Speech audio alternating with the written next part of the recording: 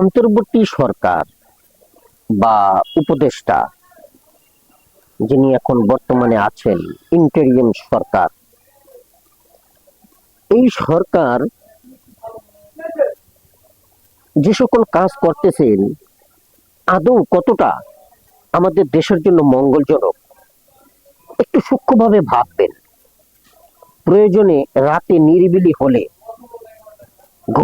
ঘুমাতে যাবেন যখন, তখন রাত 12টার পরে একটু নিরিবিলি ভাববেন, কিংবা নির্জনে বসেও ভাবতে পারেন, তাহলে গুরুত্বটা বুঝতে পারবেন ওনার কার্যকলাপগুলো আসলে কি হচ্ছে। তিনি প্রথমে সেন্ট মার্টিন কারো সলা পরামর্শ ব্যতীত, কোনো রাজনৈতিক দলের সাথে আলোচনা ব্যতীত, কিংবা বিজ্ঞজনের সাথে, বুদ্ধিজীবী কারোর সাথে আলোচনা ব্যতীত তিনি আমেরিকার হাতে দিয়ে দিয়েছেন। তিনি বলেছেন এটা ভালোর জন্য, অমুক তমুক, তার পক্ষে সাফাই তিনি গাইবেনই, এটাই স্বাভাবিক। আরো এমনি বিভিন্ন কাজ আছে। তার মধ্যে বর্তমানে একটি ফাঁক ফোকর দিয়ে, অর্থাৎ শেখ হাসিনার একটি রায় যেদিন হয় সেদিন সে চট্টগ্রাম বন্দরকে বিদেশিদের হাতে তুলে দিয়েছেন। দেশের ইতিহাসে সবচেয়ে বড় চুক্তি হচ্ছে এই চট্টগ্রাম বন্দর। এখন অনেকেই বলবেন, জ্ঞানীরা যখন ভালো কাজ করে তখন পিছনে ধরে টানাটানি করাই হচ্ছে সাধারণ লোকের কাজ। কিন্তু আসলে যদি ভালো করে দেখেন তাহলে দেশের কত প্রবৃদ্ধি হয়েছে এবং জাহাজ আসার সাথে সাথেই কত দ্রুত খালাস হয়ে যাচ্ছে, এটাই অনেকের ঈর্ষণীয় ব্যাপার হয়ে দাঁড়াচ্ছে। না ভাই, যিনি এই কথাগুলো লেখেন বা যারা এই ধরনের চিন্তা ভাবনা করেন, আপনাদের চিন্তা ভাবনায় গলদ আছে। আমি মনে করি আপনারা গভীরভাবে ভাবতে সক্ষম নন, কিংবা দেশের ভালো চান না, কিংবা আপনি আপনার সন্তানের ভালো চান না, আপনার পরিবারের ভালো চান না, আপনি আপনার আত্মীয় স্বজনের ভালো চান না, অর্থাৎ দেশের ভালো চান না।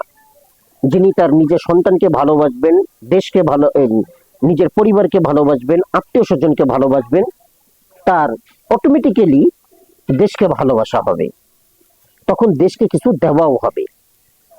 কেন বললাম কথাটি? এই যে আপনারা বলতেছেন জাহাজ অতি দ্রুত খালাস হয়ে যাচ্ছে, দেশের প্রবৃদ্ধি বাড়তেছে, এটা আমি মনে প্রাণে বিশ্বাস করি। এটা আমি ভালো করেই জানি যে বিদেশিদের হাতে দিলে এটা উত্তরোত্তর বৃদ্ধি পাবে এবং এখানে করাপশন খুবই কম হবে। এমনি ভাবে যদি বাংলাদেশের রেলওয়ে কিংবা আন্তর্জাতিক বিমানবন্দর তাদের হাতে দেওয়া হয় আরো ভালো হবে, সেখানেও এই দুর্নীতিগুলো দূর হয়ে যাবে। কিন্তু এই দুর্নীতি দূর হওয়াতে দেশের কি কোনো কল্যাণ হচ্ছে? একবারও কি সেটা ভেবে দেখতেছেন? দেশের মানুষ, আমরা যারা দেশের মানুষ, আমরা কি পাচ্ছি আসলে? দেশে এখন শিক্ষিতের হার অনেক বেশি। অনার্স মাস্টার্স লেভেলের ছেলেরা পাস করে নিজের চোখে দেখা রিক্সা চালাইতেছে, অটো রিক্সা চালাইতেছে, বাসের ড্রাইভারি করতেছে, বাসের হেল্পারিও করতেছে, এমনি বিভিন্ন ভাবে তারা জীবন ধারণ করতেছে। অথচ এই ছেলেরাও তো এই সমস্ত জায়গায় বসতে পারে, বা এই ধরনের উচ্চশিক্ষিত যারা আছে, আজকে বিসিএস ক্যাডাররা পর্যন্ত ঠিকভাবে চাকরি পাচ্ছে না বলে তারা আন্দোলনে নামতে বাধ্য হয়েছে। অথচ তারাও তো পড়ালেখা শিখেছে, অনেক বেশি হায়ার এডুকেটেড তারা। এখন একটু ভেবে দেখুন, এই যে বিদেশিদের হাতে এই বন্দরকে তুলে দেওয়া হলো একটা চুক্তির মাধ্যমে, 30 বছরের চুক্তির মাধ্যমে, এই 30টা বছর ধরে তারা এই বন্দরের যত ইনকাম হবে, যত ইনকাম তারা করবে, এই সব ইনকাম কিন্তু তারা তাদের দেশে নিয়ে যাবে। এই দেশের ছিটে ফোটাও কোনো উপকার হবে না। উপকারের মধ্যে হবে একটা জিনিসই, সেটা হচ্ছে দুর্নীতি কমবে আর জাহাজগুলো, মালগুলো অতি দ্রুত খালাস হবে, যার ফলশ্রুতিতে বাংলাদেশের কিছুটা ইনকাম বাড়বে। কিন্তু পক্ষান্তরে বাংলাদেশের যারা শিক্ষিত ছেলেপেলে আছে তারা বেকার হয়ে পড়তেছে। তাদের মেরুদণ্ড ভেঙে যাচ্ছে, তারা সঠিকভাবে কোনো কাজ পাচ্ছে না এবং তারা মনে করতেছে আমরা যে শিক্ষা অর্জন করতেছি এই শিক্ষা বাংলাদেশের কোনো উপকারে আসতেছে না। একটা সময় তারাও বিদ্রোহ করবে যে তাহলে এই পড়ালেখা করে লাভটা কি, আমি কি পাচ্ছি, আমি দেশকে কি দিতে পারছি বা আমার কি হচ্ছে। অথচ বাংলাদেশের আজকে যারা দুর্নীতি করে, চট্টগ্রাম বন্দরে যারা দুর্নীতি করেছে তাদের হাত থেকে রক্ষা করার জন্য এই বিদেশিদের হাতে বন্দরকে তুলে দেওয়া হলো। কেন সরকার কি এমন কাজটি করতে পারতেন না যে সেটাকে ভালো করে তদারকি করা, সেখানে আইনের প্রশাসনকে দৃঢ়ভাবে কাজে লাগানো, যারা দুর্নীতি করবে তাদেরকে প্রশাসনের আওতায় এনে শাস্তির ব্যবস্থা করা, জেল ও জরিমানার ব্যবস্থা করা, তাদের চাকরি থেকে বরখাস্ত করা এবং সেখানে নতুন লোক নিয়োগ দেওয়া। যদি সে করে তাকেও আবার সেইভাবে বরখাস্ত করা, জেল জরিমানার আওতায় নিয়ে আসা। এবং এইভাবে করে তিনি কি পারতেন না এই দুর্নীতিটাকে দূর করতে, দেশের লোকজনকে এই কাজে লাগিয়ে। কারণ এই দেশের লোকগুলো যখন ওই কাজ করবে তখন তারা যে ইনকাম করবে তা দিয়ে এই দেশেই কিছু একটা করবে। তারা তাদের সন্তানকে লালন পালন করবে, সংসারকে দেখবে, আত্মীয় স্বজনকে দেখবে। অর্থাৎ এই দেশে আপনার মা, আপনার ভাই, আপনার বোন, আপনার সন্তান, আপনার ছেলে মেয়ে ওইখানে চাকরি পাবে। এই চাকরির পয়সা দিয়ে দেশেরই, অর্থাৎ আপনাদের সেবাই যখন করবে তখন দেশেরই সেবা করা হবে। কিন্তু এই যে বাইরের লোকগুলো আসছে তারা এই দেশে ইনকাম করে তাদের দেশের উন্নতি করতেছে, বিনিময়ে আমাদের দেশের মেধা পঙ্গু হয়ে যাচ্ছে, আমাদের দেশের যুবক সমাজের মেরুদণ্ড ভেঙে যাচ্ছে, তারা আত্মগ্লানিতায় ভুগতেছে। এভাবে আর কতদিন? এটা কি সরকারের একটা ভুল সিদ্ধান্ত নয়?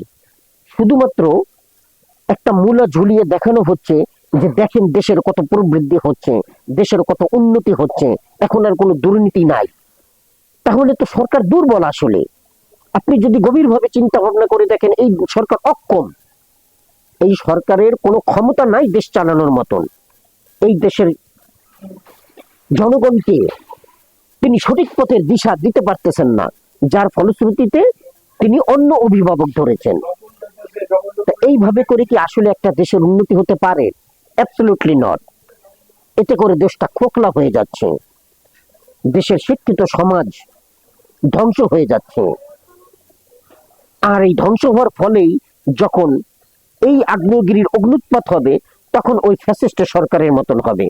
যেমনি ভাবে 15 বছর যাবত এই দেশের জনগণ আগ্নেয়গিরির মতন ভিতরে সেই লাভাগুলোকে লালন করছিলেন এবং 5ই আগস্ট সেই লাভাটা উদ্গীরণ করেছেন, যার ফলশ্রুতিতে সরকারের পতন অনিবার্য হয়েছে, পালাতে বাধ্য হয়েছে। ঠিক তেমনি ভাবে আজকের শিক্ষিত লোকেরা যেভাবে চাকরি পাচ্ছে না, কাজ পাচ্ছে না এবং এই দুর্নীতি দমনের উদ্দেশ্য করে নাম ভাঙিয়ে বিদেশিদের হাতে যে কোনো প্রজেক্ট তুলে দেওয়া হচ্ছে, এতে করে সরকারের যেমন অক্ষমতা প্রকাশ পাচ্ছে, সরকারের যেমন দায়িত্ব জ্ঞানহীনতার পরিচয় পাওয়া যাচ্ছে, তেমনি ভাবে এই যুব সমাজ, তাদের এই শিক্ষিত সমাজ, তাদের ভিতরে যে আগ্নেয়গিরির লাভা সঞ্চয় হইতেছে, একদিন এটাও যখন উদ্গীরণ হবে, অগ্নুৎপাত ঘটে যাবে, তখন এর পরিণাম অত্যন্ত ভয়াবহ হবে। আর এই ভয়াবহের জন্য আমাদের এই সরকাররাই দায়ী, যারা নিজেদেরকে খুব জ্ঞানী মনে করেন, নিজেদেরকে খুব শিক্ষিত মনে করেন এবং তারা যেটা করতেছেন সেটাকেই তারা সঠিক বলে মনে করেন। বাট গভীরভাবে যদি চিন্তা করেন এটা কখনোই সঠিক নয়, এটা সঠিক পথ হতে পারে না, কোনো মতেই হতে পারে না। এই ধরনের পথকে পরিহার করতে হবে, দেশের মানুষকে কাজে লাগাতে হবে। দেশে এত বুয়েটের শিক্ষার্থী পাস হয় অথচ কোনো একটা ব্রিজ তৈরি করতে পারে না। একটা ব্রিজ তৈরি করার জন্য বাহিরের দেশের থেকে আমার লোক হায়ার করে আনতে হয়, চায়নার লোক এনে আমাকে ব্রিজ তৈরি করতে হয়। কেন? আমাদের দেশের জনগণ কি, আমাদের দেশের শিক্ষিত সমাজ যারা আছে, যারা পড়ালেখা বুয়েটে করতেছে বা ঢাকা বিশ্ববিদ্যালয়ে পড়তেছে কিংবা অন্যান্য বিশ্ববিদ্যালয়ের যারা ছাত্রছাত্রী আছে পড়তেছে, তারা এইগুলো কবে শিখবে? তাদেরকে কেন এই সুযোগ দেওয়া হচ্ছে না? কেন তারা এগুলো করতে পারবে না?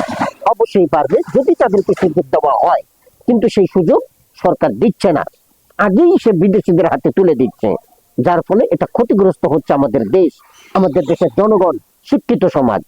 এগুলো পরিহার করা উচিত বলে আমি অবশ্যই মনে করি। এটা সঠিক সিদ্ধান্ত নয় সরকারের। এই ধরনের অক্ষম সরকার দিয়ে দেশ চালানো কোনো মতেই কল্যাণময় হতে পারে না। ধন্যবাদ।